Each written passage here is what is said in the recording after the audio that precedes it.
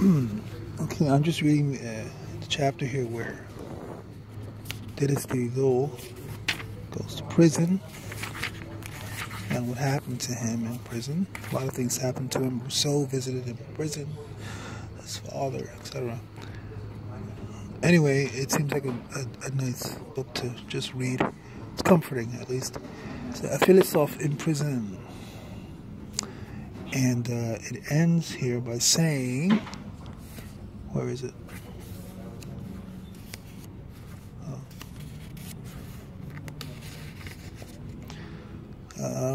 Where is it? Oh. Okay, well, that he, one of the few possessions that he brought back with him was a small edition of Plato's Apology of Socrates. And it says here the prison guards had decided not to confiscate this particular book because they could not imagine that he could not read the ancient Greek. And Dieridot reportedly made good use of the text, translating extensive portions of the Apology during his imprisonment.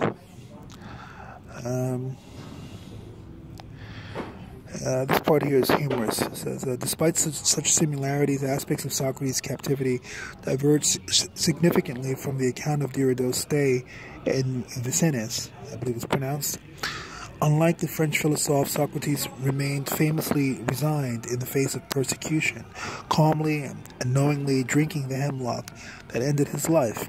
Dieridot, on the other hand, was ready to do anything to gain his freedom, deliberately putting on a series of masks designed to deceive his captors.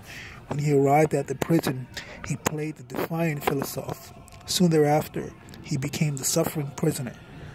By the end of his stay, he was the remorseful sycophant. Some years later, he famously justified such moral shilly-shallying as a direct result of unequal power relations. Humans, he suggested, actually have very little agency most of the time and must strike poses depending on who has influence over them. Life, in short, demands moral compromises. In Rameau's nephew, Deridot labeled these ethical flippages vocational idioms. Okay? She has an accent.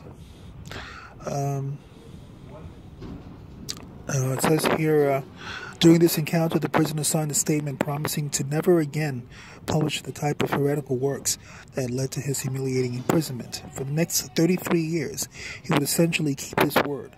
Part of this had to do with the fact that Dieridot knew that for the rest of his life, each time he talked in a cafe, met strangers in a salon, or sent a letter, he might well be under surveillance of the city's witchards.